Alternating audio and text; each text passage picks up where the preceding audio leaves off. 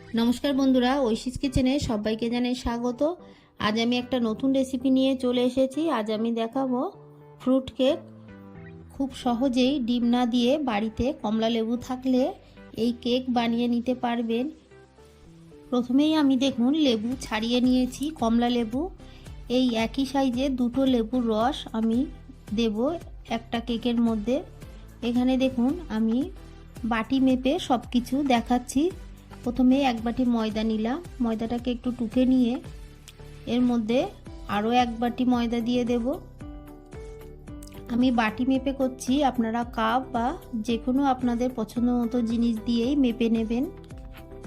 2 cup ময়দা ভালো করে টুকে নিলাম। এরপর দেখুন ওই বাটিরই এক বাটি চিনি নিলাম। চিনিটাকে আমি মিহি করে গুঁড়ো করে নেব। মিক্সার গ্রাইন্ডারে দিয়ে দেখুন আমি মিহি করে গুঁড়ো করে নিয়েছি। চিনিগুলো সব দিয়ে দেব, ভালো করে একটু মিশিয়ে নিলাম। এরপর এর মধ্যে দিয়ে দেব খুবই সামান্য লবণ। যে কোনো মিষ্টি রেসিপিতে একটু লবণ দিলে মিষ্টির স্বাদটা বেড়ে যায়, তাই আমি একটু লবণ দিলাম। এরপর ওই বাটিরই হাফ বাটি সাদা তেল আমি দিলাম। তেলটাকে দিয়ে আবারও একটু মিশিয়ে নিলাম।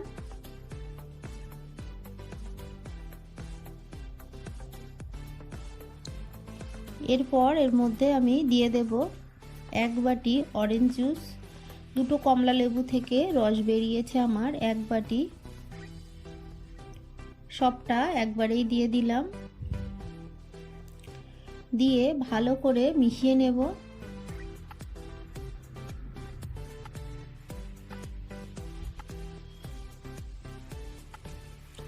মিশিয়ে নেওয়ার পর এর মধ্যে দিয়ে দেব খুবই অল্প জল। 1 বাটির 3 ভাগের 1 ভাগ জল আমি দিলাম। দিয়ে ভালো করে মিশিয়ে নেব। আমি একটু জল দিলাম, আপনারা চাইলে দুধ দিয়েও ব্যাটারটা তৈরি করে নিতে পারেন। এরপর এর মধ্যে দিয়ে দেব একটু দুধ, দিয়ে দিলাম খুবই সামান্য ফুড কালার।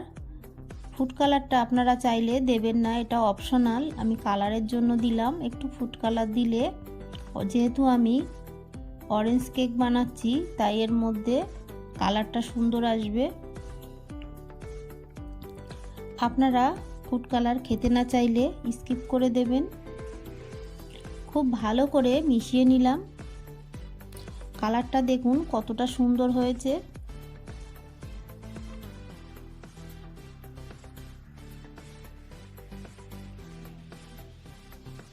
এরপর এর মধ্যে আমি আরও একটু দুধ দিয়ে দিলাম।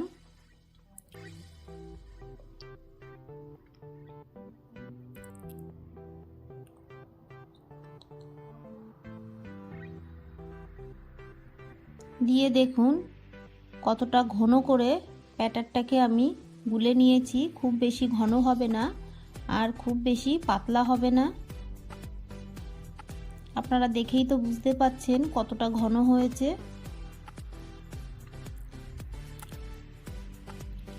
এবার এটাকে এক সাইডে সরিয়ে রেখে আমি একটা অ্যালুমিনিয়ামের বাটি নিলাম।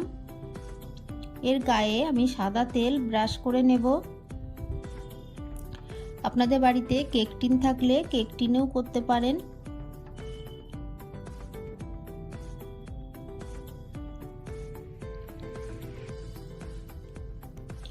যে কোনো স্টিলের বাটিতেও কিন্তু এটা করা যায়।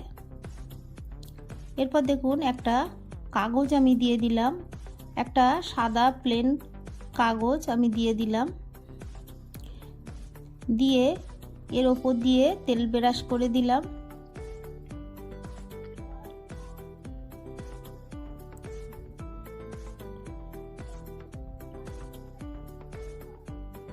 আপনাদের যাদের বাড়িতে আমার মতো বাটার পেপার না থাকবে তারা এইভাবে কাগজ দিয়ে কেক বানাবেন, দেখবেন বাটার পেপার লাগবে না।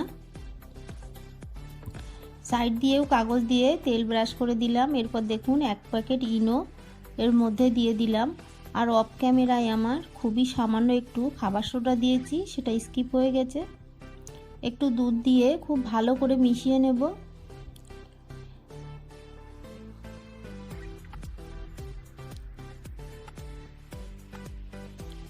আপনারা শুধু ইনো দিয়েও করলে কেকটা হবে। আমি খুবই সামান্য খাবার সোডা এর মধ্যে এক্সট্রা দিয়েছি। এরপর আমি যে বাটিটা রেডি করে রেখেছিলাম সেটার মধ্যে ঢেলে দেব। এইভাবে খুব সহজে বাড়িতে এই বড়দিনে কেক বানিয়ে বাড়ির সবাইকে খাওয়াবেন। দেখবেন সবাই আপনার প্রশংসা করবে। বাজার থেকে আর কেক কিনে খাওয়ার প্রয়োজন হবে না।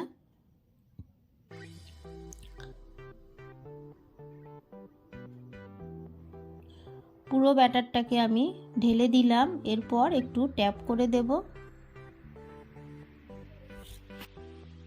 আমি আগে থেকে লবণ দিয়ে কড়ার মধ্যে গরম হতে বসিয়ে দিয়েছি। লবণের ওপর একটা স্ট্যান্ড দিয়েছি। এরপর বাটিটা স্ট্যান্ডের উপরে রেখে দিলাম, দিয়ে ওপরে একটা প্লেট দিয়ে চাপা দিয়ে দিলাম। এরপর একটা ঢাকা দিয়ে দেব। এইভাবে লো ফ্লেমে আমি 30 মিনিট রেখে দেব। 30 মিনিট পর ঢাকাটা তুলে আপনাদের দেখাবো কেকটা দেখুন কতটা ফুলেছে, ডবল হয়ে গেছে। এরই মাঝে আমি একবার দুবার আরও দেখে নিয়েছিলাম অফ ক্যামেরায়। এরপর ওপর থেকে কিছুটা চেরি ছড়িয়ে দেব। আমি চেরি দিয়ে গার্নিশ করছি। আপনারা চাইলে কাজু বাদাম, কিশমিশ, আমন্ড বাদাম আপনাদের পছন্দ মতো যে কোনো ড্রাই ফ্রুট দিয়ে কেকটা বানাতে পারেন।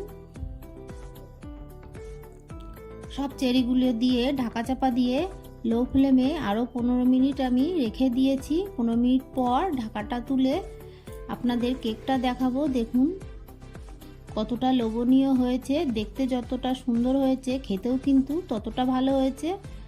চাকুর গায়ে দেখুন একটুও কেক লাগছে না, তার মানে কেকটা হয়ে গেছে। এটাকে আমি ঠান্ডা হতে দেব।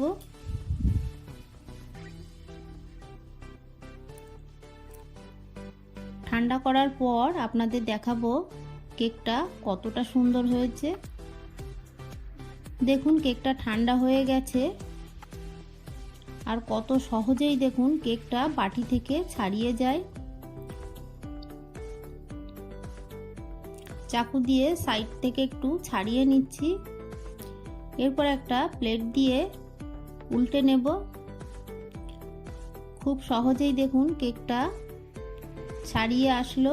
এরপর আমি যে কাগজটা দিয়েছিলাম, এটা একটা অঙ্ক খাতার পেজ, এই পেজটাকে ছাড়িয়ে নেব।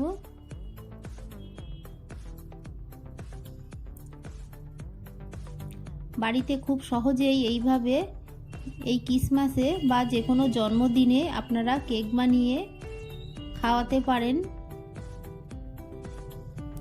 কেকটা কতটা নরম হয়েছে আর খেতেও ততটাই সুন্দর হয়েছে। বাড়িতে একটু ময়দা আর লেবু থাকলেই খুব সহজে এই কেক বানিয়ে খেতে পারবেন। কতটা স্পঞ্জি হয়েছে আপনারা দেখেই তো বুঝতে পারছেন। আমার এই রেসিপিটি আপনাদের ভালো লাগলে প্লিজ আমার চ্যানেলটিকে সাবস্ক্রাইব করে পাশে থাকা বেল আইকনটি ক্লিক করে দেবেন। তাহলে আমার নতুন ভিডিওর নোটিফিকেশান আপনাদের কাছে পৌঁছে যাবে। আমার এই রেসিপিটি ভালো লাগলে একটা লাইক করতে ভুলবেন না। রেসিপিটি কেমন লাগলো আমাকে কমেন্ট করে জানাবেন। ভালো থাকবেন, সুস্থ থাকবেন। আবার দেখা হবে পরের ভিডিওয়ে। পুরো ভিডিওটা দেখার জন্য সবাইকে জানাই অসংখ্য ধন্যবাদ।